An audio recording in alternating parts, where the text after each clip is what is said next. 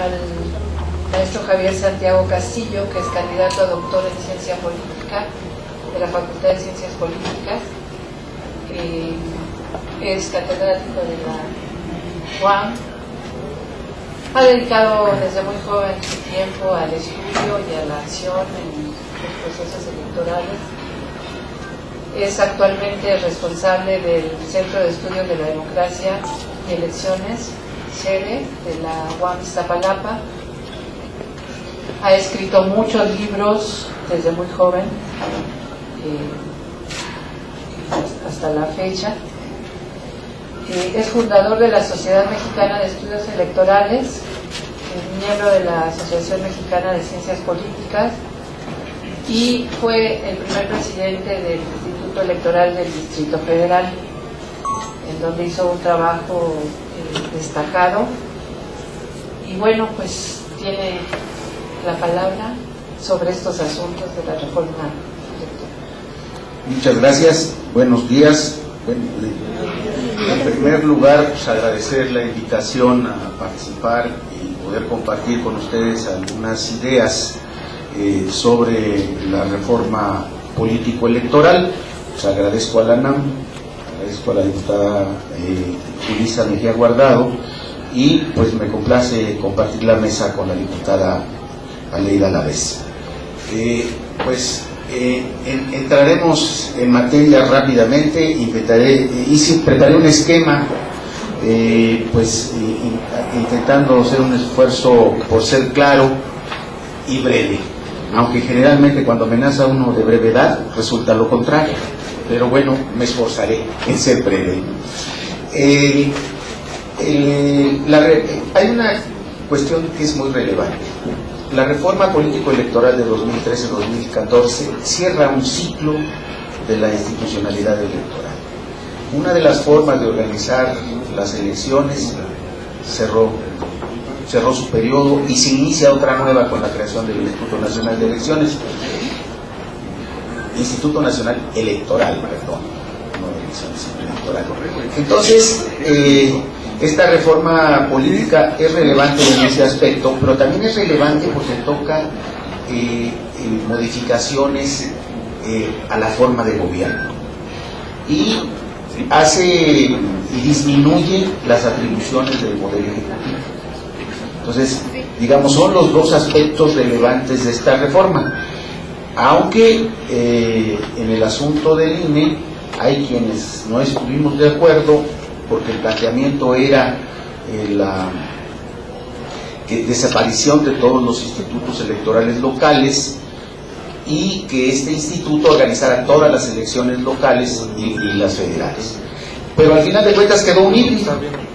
O sea, ya ven que los mexicanos son muy buenos para las campechanas, ¿no? Los legisladores también, como buenos mexicanos, pues hicieron una campechana. Fue el punto de acuerdo que lograron. Y el INE podrá organizar las elecciones locales, pero todavía falta ver cómo queda en la ley.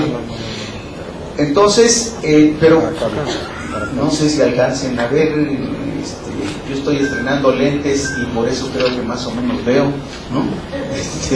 Pero lamentablemente pues, se ve muy pequeño.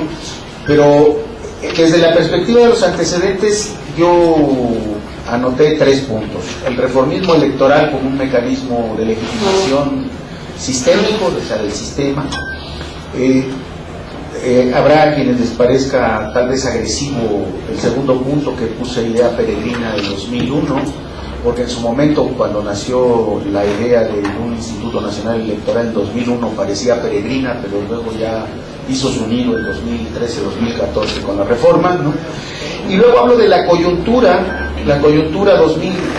política que favorece la reforma político-electoral, y yo valoro que esta coyuntura tiene que ver no con un año, sino con varios años, de 2010 a 2014, porque esta coyuntura se inicia con la propuesta que hizo el presidente Felipe Calderón en su momento sobre reforma política en el año de 2010, y posteriormente comento que las elecciones de 2012 tuvieron una repercusión favorable para que se realizara la reforma.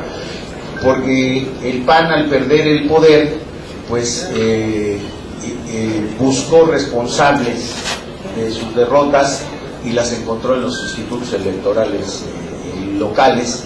Y no estoy defendiendo a los gobernadores, no metería la mano al fuego por ninguno. Habrá quienes hagan cosas buenas, pero también cuando hacen cosas malas, hacen cosas malas. Entonces, ante la ausencia de información plena y absoluta, pero también desde mi punto de vista, pues hay una afectación al sistema federal mexicano que está en la Constitución. Y el tercer factor fue el Pacto por México, porque en el Pacto por México quedó incluida la reforma electoral como uno de los temas a discutir. Yo aquí, haría la siguiente observación o precisión. La primera sería de carácter gramatical. Creo que el Pacto por México, su primera deficiencia es que no fue un pacto. La palabra pacto significa acuerdo. Para haberlo llamado pacto, hubiera implicado que ya hubiera acuerdo sobre los temas que estuvieron enlistados en el pacto, ¿no? Entonces, y no había acuerdo. Había acuerdo solo de discutir los temas. La reforma fiscal, la reforma energética, las telecomunicaciones y la reforma política electoral, entre otras. Había acuerdo para discutir, pero no había acuerdo sobre los temas. Entonces no era un pacto, hasta desde el punto de vista del significado gramatical. Creo que ahí hubo de partida un elemento que dio lugar a confusiones, porque cuando se habló de pacto, pues muchos pensaron que ya había acuerdo, y resultó que lo que fue aflorando en el camino fueron desacuerdos, no acuerdos. Entonces, desde mi punto de vista, estos son los aspectos que conforman los antecedentes de la reforma político-electoral. Ahora, pasando a la siguiente diapositiva, ahí lo que hago es hacer un listado general respecto a los aspectos que modifican la forma de gobierno, y luego entro en un segundo punto, pues, a los aspectos que tienen que ver estrictamente con la materia de carácter electoral. Y rápidamente, la forma de gobierno, lo que afecta a la forma de gobierno, en primer lugar, es el gobierno de coalición. Ahora, por disposición constitucional, podrá haber convenios de coalición en que el Ejecutivo tendrá la facultad de decidir en cualquier momento formar un gobierno de coalición, lo cual implicará un convenio entre partidos que además tendrá que ser ratificado por el Senado, que es un rasgo parlamentario al sistema presidencial mexicano, realmente esta posibilidad de formar un gobierno de coalición. Entonces, este es un primer punto que es relevante. La reelección legislativa y de presidentes, bueno, no de presidentes municipales, sino de los ayuntamientos, de los integrantes de los ayuntamientos, la reelección continua, porque en México, en la Constitución de 1917, la original, se establecía la reelección consecutiva, y esto se suprimió en el año de 1928. Desde mi punto de vista, como un mecanismo del general Obregón, que intentó reelegirse, bueno, realmente se reeligió, lo mataron cuando era presidente electo, o sea, y este mecanismo de reelección discontinua fue un mecanismo para permitir el flujo de la élite política.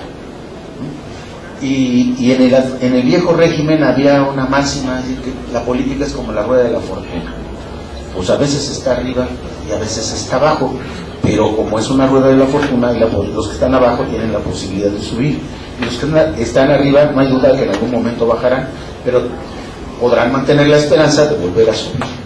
Entonces, y además como el presidente de la República se convirtió en el fiel de la balanza para designar candidatos a nivel federal y el gobernador candidatos a nivel local, pues eran el factor determinante, pues había posibilidades de que si se bajaba, pues se subía, ¿no?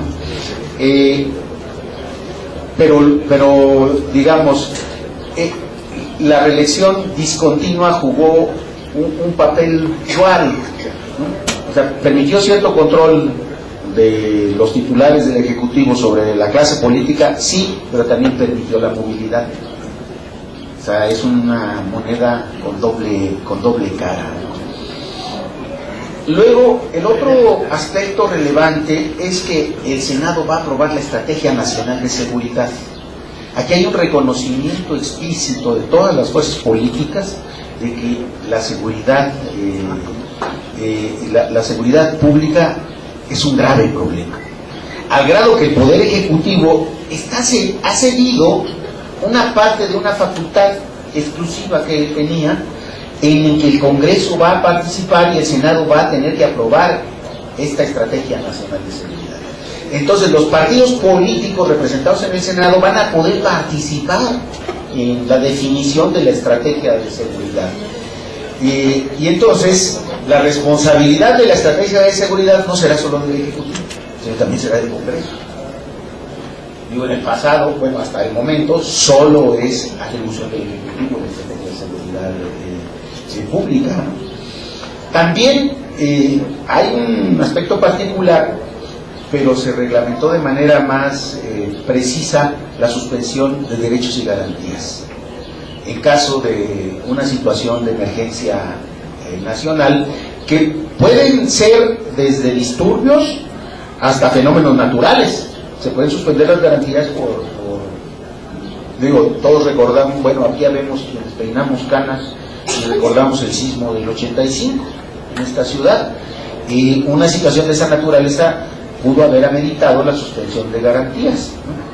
Para que las Fuerzas Armadas intervinieran abiertamente en las operaciones no solo de rescate, sino las logísticas para la alimentación de los damnificados, ¿no? La atención médica, o sea, y hubo momentos en que prácticamente tuvieron el control, aunque la sociedad en un primer momento se movilizó y es quien tuvo realmente el control de todas las acciones para paliar la difícil situación de los damnificados y rescatar a los heridos y los cadáveres, ¿no? Entonces, pero no es un asunto menor el que esto quede definido, porque hay situaciones en el presente que pudieran haber ameritado la suspensión de garantías, sobre todo el caso de Tamaulipas y el de Michoacán en este momento, pudieran haber ameritado la suspensión de garantías para que realmente el Ejército, las Fuerzas Armadas, la Marina, la Fuerza Aérea intervinieran como están interviniendo. Porque al menos en este momento, en el caso de Michoacán, pues hay una intervención del Ejecutivo Federal en el Estado. O sea, el Estado está intervenido por la Federación. Ya, entonces, realmente ameritaría, desde mi punto de vista constitucional, una suspensión de las garantías, pues, para que se hiciera toda esta intervención como lo marca la Constitución. Luego viene el asunto del sistema de planeación democrática. La planeación, el Plan Nacional de Desarrollo también, hasta antes de esta reforma, era atribución exclusiva del Poder Ejecutivo. Ahora la Constitución dice que va a poder intervenir el Poder Legislativo y que la ley establecerá las formas en que éste intervenga. No está explícito en la Constitución, no quedó explícito en la Constitución cómo va a intervenir el Congreso, pero va a intervenir de alguna manera. Eso ya depende de la negociación que se dé en el Congreso para reformar la ley respectiva, ¿no? Luego aquí hay otro elemento importante que pues disminuye las atribuciones del Ejecutivo, porque el secretario de Hacienda tendrá que ser ratificado por la Cámara de Senadores. Este es un rasgo parlamentario, o es que se agrega ya un rasgo más de carácter parlamentario, que se agrega más a la transformación de la forma de gobierno.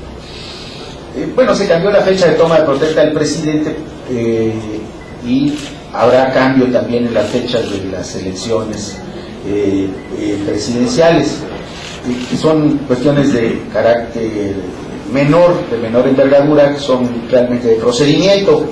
Y luego está el asunto de la consulta popular, que ya salió del Senado y va a llegar aquí a la Cámara de Diputados, y en el Senado hubo bastantes desacuerdos respecto a la ley, pero al final se logró una modificación relevante en el sentido de que se estableciera que asuntos de trascendencia nacional fueran factibles hacer consulta popular. Se logró incluir este aspecto que creo que es importante. No es, digamos, un plebiscito, no es un referéndum, pero bueno, hay un avance en esto de la consulta popular. Y luego hay otro aspecto que es muy relevante, que es la creación como organismo autónomo del Consejo Nacional de Evaluación. Este organismo lo que va a hacer es evaluar la política social del gobierno. Va a evaluarla, y obviamente la evaluación implica medidas correctivas, implica la crítica, y es un organismo constitucionalmente autónomo. Esto también merma las atribuciones del Poder Ejecutivo. Y hay otro más que todavía también reduce las atribuciones del Poder Ejecutivo, que es la autonomía de la Procuraduría General de la República. La Procuraduría General de la República, hasta el momento, pues es una dependencia del Ejecutivo Federal. Ahora, aquí sí hay un pequeño detalle: no hay plazo para la elaboración de la ley respectiva de la Procuraduría General de la República, y creo que es un aspecto en el que el legislativo debería darle prioridad, porque es un asunto sumamente relevante, ¿no? Y luego hay otro aspecto que incluyó la reforma político-electoral, que además pues, es un pendiente porque ya debería de haber, hay una omisión legislativa, que es la ley de propaganda institucional, que no gubernamental exclusivamente, porque lo que hay que regular es toda la propaganda institucional, la propaganda de los órganos legislativos, la propaganda de los organismos autónomos. ¿Por qué y para qué? Bueno, para que los funcionarios públicos que estén en todas estas instancias, pues como se dice popularmente, no se anden dando autoguayabazos con los dineros públicos, ¿no? No se estén autopromoviendo, no estén haciendo difusión de su figura, de su presencia con recursos públicos, y lo que se difunda sea la actividad institucional. Entonces creo que va más allá de la propaganda gubernamental, sino tendría que ser regular toda la propaganda institucional. Entonces, estos son a grandes rasgos los aspectos fundamentales o más importantes que afectan la forma de gobierno. Y luego, de manera descriptiva, viene la materia electoral. La propia Constitución establece, ahí se ve abajo en el punto 2, dice materia electoral, y abajo hay 3 puntitos nada más. La Constitución establece que se tienen que elaborar 3 leyes: la Ley General Procesal Electoral, la Ley General de Partidos Políticos y la Ley de Delitos Electorales. Ahora, este desglose tiene una ausencia. ¿En qué ley va a quedar la organización interna del INE y de los organismos electorales de los estados? ¿En qué ley? Tendría que ser una ley específica de organismos electorales, o el tema de organización de estas instituciones tendría que incluirse en la Ley General del Proceso Electoral. O sea, hay 2 opciones ahí a decidir. Eso lo tiene que decidir el legislativo, y desde mi punto de vista creo que no viola la Constitución de ninguna manera, porque es una necesidad. Además, en el COFIPE actual están, y desde mi punto de vista realmente toda la normativa sobre el proceso electoral y toda la normatividad que tiene que ver con los organismos electorales podían quedar dentro del COFIPE en libros específicos. ¿En qué idea? Para evitar la dispersión normativa, porque es un problema. Vamos a tener Ley General de Proceso Electoral, a lo mejor una ley de organismos electorales, Ley General de Partidos Políticos, y además vamos a tener el COFIPE con otro nombre, porque toda la regulación que está ahí es muy específica de organización del proceso electoral. entonces vamos a tener muchas leyes y además hay que agregarle la ley de delitos electorales. Se va a sacar del Código Penal los delitos electorales y se va a elaborar una ley específica. Entonces la legislación electoral pues va a ser un mundo de leyes. Entonces, aunque la tendencia moderna en el mundo del derecho es codificar, agrupar leyes dispersas, y México no es una excepción, esa ha sido la tendencia en los últimos años de intentar agrupar y de codificar, de meter en un solo código los diversos aspectos de una sola materia jurídica, ¿no? Entonces hay esa intención. Ahora, en la última lámina hago una relación ya de temas específicos que tienen que ir en estas leyes y que van a ser motivo de tensión o de conflicto político, digamos, son las repercusiones políticas de esta reforma electoral. En el caso de la forma de gobierno, yo creo que las legislaciones secundarias, bueno, muchas de estas disposiciones constitucionales tienen vigencia de manera automática, no implican reformas legales, pero otras sí implican reformas legales. Por ejemplo, la reelección de ayuntamientos implica reformas a las constituciones de los estados y a las leyes electorales de los estados, porque sobreviven. El asunto de la aprobación por el Senado de la Estrategia Nacional de Seguridad implica reforma de la ley respectiva. También en el caso del sistema de planeación democrática, el Coneval implica la elaboración de una ley orgánica del Coneval donde se establezcan aunque ya están en la Constitución los requisitos para ser miembros del Consejo del Coneval, pero hacen falta aspectos de su organización, de cómo deberá de organizarse este Consejo y qué atribuciones tendrá ya en lo específico, ¿no? Y la ley de propaganda institucional, pues hace falta elaborarla toda. Entonces, sí hay una tarea legislativa sumamente importante, pero en el caso de la materia electoral, pues hay una tarea muy complicada, porque las leyes que yo comentaba, hay un plazo de aprobación para el 30 de abril, y estamos a 28 de febrero, son 2 meses. Son 2 meses. Digo, yo no he visto ningún proyecto, pero ya ven que hay muchos chismosos en el mundo, ¿no? Entonces ahí me han platicado algunos amigos, ¿no? del ámbito legislativo o en el ámbito gubernamental, que sí están procesando los proyectos de ley y que muy probablemente en la segunda semana de marzo entren al ámbito legislativo estas propuestas. Pero de cualquier manera, 2 meses es poco tiempo, porque no es el único trabajo que tiene el Poder Legislativo, solo estas 4 leyes, ¿no? O sea, hay otros, están las leyes de telecomunicaciones, están todas las leyes secundarias en materia energética, digamos, como prioridades. Entonces, es abrumador el trabajo. Ahora, pero hay urgencia de lo electoral. ¿Por qué razón? Pues porque el año próximo hay elecciones y porque el proceso electoral se inicia federal y local en 16 estados en octubre de este año. Y la primera atribución que va a tener el Instituto Nacional Electoral es elegir a los consejeros electorales de esos 16 órganos electorales locales que van a tener elecciones el año próximo. Entonces, eso va a ser muy problemático. Entonces, es urgente que estas leyes secundarias estén elaboradas, porque los plazos para los procesos electorales son fatales.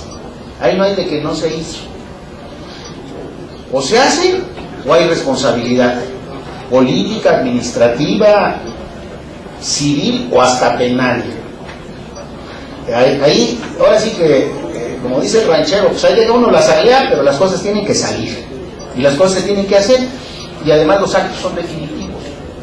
Ya algo hecho, ya no se puede echar para atrás. Ya se imprimieron las boletas, ya se imprimieron, ¿no? Que se enfermó el candidato y hubo que cambiar de candidato, pues aparece hay un nuevo candidato, pues se sustituye al candidato a cualquier puesto, pues queda el nombre del anterior, ya está, la boleta está hecha. Entonces, ahí hay definitividad. Entonces, además, pues es normal, en cualquier parlamento del mundo hay desacuerdos, de vez en cuando, ¿no? De vez en cuando hay desacuerdos. Entonces, en las leyes secundarias, estas leyes secundarias en materia electoral, pues hay la posibilidad de que realicen esos desacuerdos y que 2 meses no sean suficientes para procesarlas. Entonces, ese es un riesgo, y además eso dejaría, si no se pueden procesar estas leyes secundarias, creo que lo más que se lograría para la transformación del sistema electoral mexicano sería nombrar a los consejeros del INE. Y el IFE cambiaría su nombre y sería INE, pero no podría ejercer las atribuciones constitucionales que tiene, porque no existirían leyes reglamentarias. Entonces, eso abre la posibilidad de un conflicto político entre los partidos que impulsaron la reforma en el sentido que tiene, con los otros, ¿no? Entonces, puede exacerbar el conflicto parlamentario. Ahora, pero también hay otro problema complicado. Lo que hace esta reforma político-electoral, sobre todo la electoral, es que requiere redefinir el federalismo mexicano, porque en materia electoral existían 2 ámbitos muy claros, el federal y el local. En el ámbito federal legislaba el Congreso de la Unión, y en el ámbito local, pues, los congresos de las entidades federativas. Ahora no, ahora son facultades concurrentes, porque el INE tiene ciertas atribuciones que tienen que ver con las elecciones locales, como son la capacitación electoral, como son la distritación local también, que va a ser un peligro de conflicto político, siempre lo es, ¿no? Y las autoridades electorales en las entidades federativas tienen atribuciones también exclusivas. Lo que sucedió es que la modificación del sistema electoral hizo que la institución nacional adquiriera atribuciones que tenían las locales, y las locales no adquirieron atribuciones de carácter nacional. Solo el INE va a tener atribuciones que antes tenían las instituciones locales. Ahora, hace falta la redefinición de este federalismo en función de la definición de los ámbitos de competencia ya en las leyes secundarias de manera específica de la autoridad nacional, de las autoridades electorales locales. Y eso pues va a ser motivo de unas buenas discusiones en el ámbito parlamentario. Ahora, desde mi punto de vista,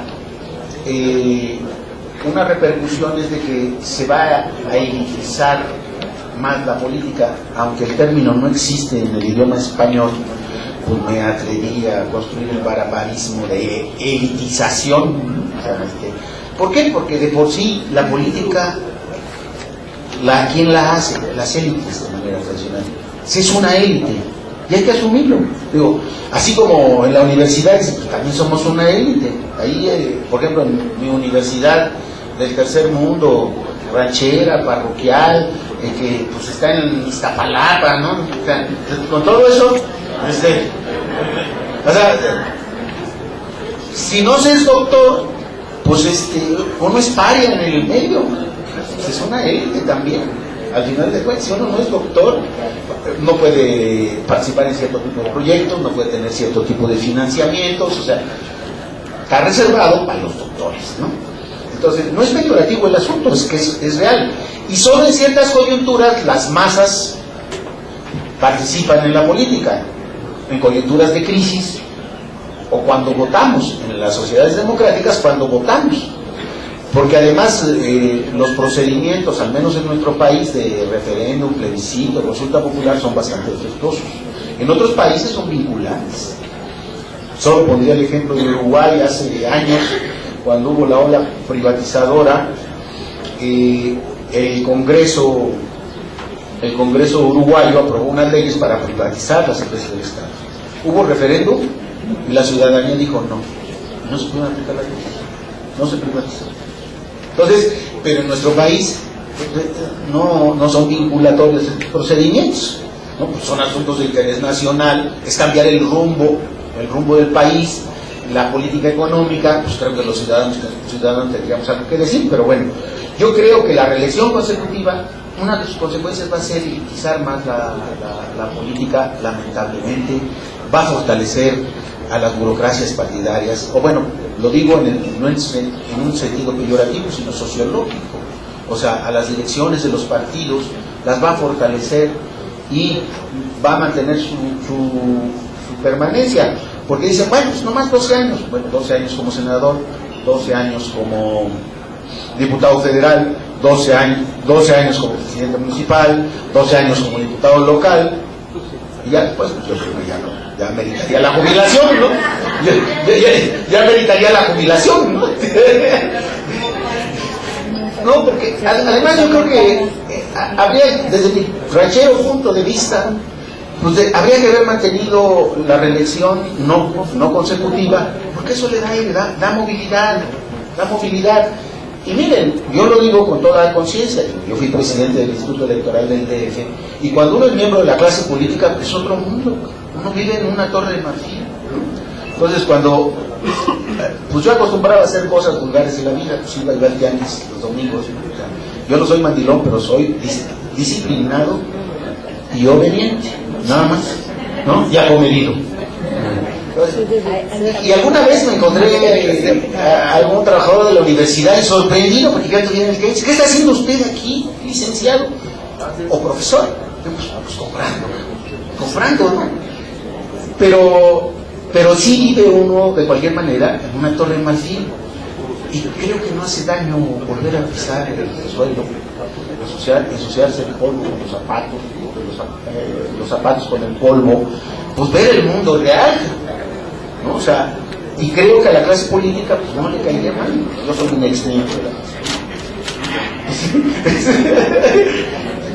pero tengo conciencia de eso. Tengo conciencia también que fui un asalariado privilegiado, y hay que tener conciencia de eso. Entonces, creo que la reelección continua va a llevar al asunto de profundizar la elitización. ¿Perdón? Elitización, ¿no? Pues se agradece la complicidad en la construcción de este barbarismo gramatical. Y luego va a haber una conflicto políticos. Pues a mí se me ocurrió, sin ser teórico, se me ocurrió que la tensión política es el preámbulo, es el antecedente del conflicto político ya más agudo, ¿no? Cuando ya hay cubetazos y movilizaciones, ¿no? Entonces, porque el día de hoy, bueno, no el día de hoy, a partir de que se cree el INE, esta institución va a concentrar el conflicto político que antes estaba distribuido en 33 instituciones en 33 entidades. Va a concentrar la elección de consejeros. Lo que antes se resolvía en 33 espacios, en el Congreso Federal, en la Cámara de Diputados, y en los congresos locales, y en la Asamblea Legislativa, ahora va a ser un solo espacio. Yo pregunto, ¿a poco los gobernadores no van a presionar para que quede gente aquí? ¿Tú crees que no? ¿A poco no van a presionar los partidos políticos? ¿A poco el Poder Ejecutivo Federal no va a tener alguna opinión al respecto? ¿No? Las dirigencias de los partidos nacionales y locales, porque además no son los mismos, porque a veces son grupos diferentes, se están peleando uno con los otros, y pues van a tener simpatía por uno u otro candidato. Pues van a presionar y eso va a ser un conflicto.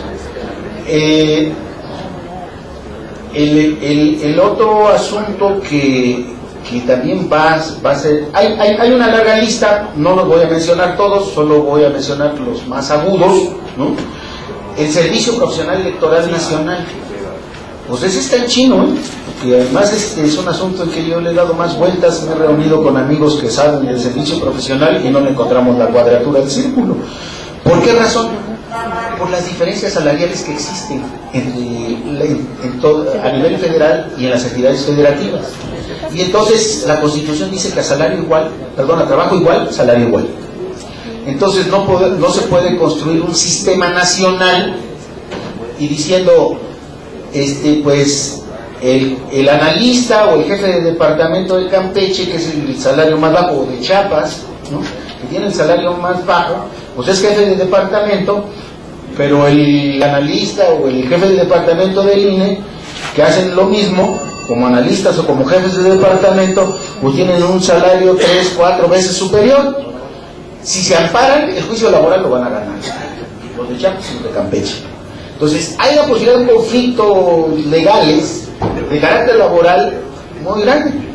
Digo, yo no soy especialista en servicio profesional, a mí lo que se me ocurrió, pues rancheramente, pues hagamos un sistema de servicio profesional electoral nacional con 33 subsistemas y se respeta el tabulador de cada estado.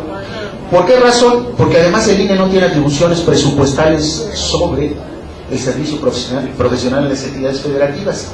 Ellos, los institutos locales van a seguir dependiendo del presupuesto estatal. Y alguien, yo leí en la prensa que alguien hizo un cálculo ranchero, pero el cálculo ranchero eran 29 mil millones de pesos para el asunto del tabulador o para indemnizaciones. Es una cantidad de dinero inmensa que no está presupuestada, que de dónde se sacaría. Entonces es un problema real. Entonces ese es otro problema que creo que puede ser muy complicado. El otro problema es la distritación en los estados, que también va a concentrar toda la presión sobre el INE. Si bien es cierto, la mayoría de los institutos locales electorales le encargaban al IFE el trabajo técnico de elaborar la distritación, pocos lo hacían ellos mismos. La negociación política de la distritación la llevaba el peso el Consejo Electoral del Instituto de cada estado. Ahora el peso de la negociación lo va a llevar el INE, de la distritación de los estados. Entonces, ese es un espacio de tensión política, ¿no? Y luego hay un riesgo complicado para la institución electoral nacional, porque se establece la posibilidad que organice las elecciones internas de los partidos. La Constitución no establece los requisitos, pero hagámonos cargo que ningún partido, ninguno, tiene un padrón confiable. Ninguno. Y el requisito básico para organizar una elección es un padrón confiable. Entonces, si el requisito básico no está, meter a la institución electoral, y además, ¿en qué momento las va a organizar? Vamos a suponer, este año hay elecciones en el PAN, hay elecciones en el PRD para su dirigencia nacional, y además se inicia el proceso electoral del año que entra. Meter a la institución electoral a organizar las elecciones de dos partidos y además organizar la elección constitucional y además tener que ver con las elecciones de los estados, pues está en chino, o es una mezcla de chino, japonés y coreano, yo creo. Está muy complejo, es un asunto complejo, muy complejo, que ahí habrá que tomar decisiones y además estar muy atentos a las disposiciones de las leyes secundarias en estos puntos, ¿no? Otro asunto que también va a ser muy complejo, y yo no le he encontrado salida normativa, es a la fracción de la organización de procesos electorales locales. Que el INE atraiga a la organización total y absoluta de los procesos electorales locales. Pues ahora sí que, ya decía el poeta, que además Marco Antonio Muñiz ha popularizado este poema porque lo canta musicalizado: sabia virtud conocer el tiempo, a tiempo amar y desatarse a tiempo, ¿no? El tiempo. En los procesos electorales el tiempo es una guillotina, no es una amenaza, es una guillotina. Hay plazos fatales que se tienen que cumplir. ¿En qué momento el INE va a traer la elección? Antes de que se realice la elección, un año antes. ¿Con qué causales? Nomás porque un partido dice que el gobernador es un sátrapa y que va a hacer maldades. Eso no es una causal. Tiene que haber una conducta, tiene que haber hechos. Entonces, antes de que inicie el proceso electoral, pues el gobernador va a estar portándose perfectamente, ¿no? Y además pues se va a cuidar mucho de hacer travesuras. Seguramente tendrá malos pensamientos, pero el derecho no sanciona los malos pensamientos. Entonces, luego se inicia el proceso electoral. ¿En qué momento? Además no va a ser posible reponer lo que ya esté hecho. No se podrá reponer. Si ya hubo insaculación de funcionarios en casilla, ya no se puede reponer. Entonces, ya voy a concluir y concluyo con esto. Son asuntos delicados que tienen que estar regulados en las leyes que mencioné hace un momento en la diapositiva anterior, y en que el legislativo debe de poner mucho cuidado y atención pues para intentar dar la mejor regulación jurídica para que las nuevas instituciones electorales con las nuevas atribuciones que tienen hagan bien su trabajo. A mí me parece que sería muy grave dejar que a acuerdos del Consejo General del INE muchas disposiciones normativas, porque además de las situaciones conflictivas que ya va a enfrentar en los hechos, además tener que hacerle de legislador sería realmente colocarlo en una situación muy difícil, y además sujeto y objeto de la crítica de los partidos políticos, que va a ser muy dura. Va a ser muy dura la crítica de los partidos para la nueva institución electoral si no hace su trabajo en todas estas disposiciones de carácter general. Entonces, me parece que la tarea está compleja y difícil, ¿no? Aunque pues yo en la vida he caminado con una máxima que dice, bueno, ¿y los problemas para qué son? Pues para resolverse, ¿no? Hay que resolverlo. Entonces,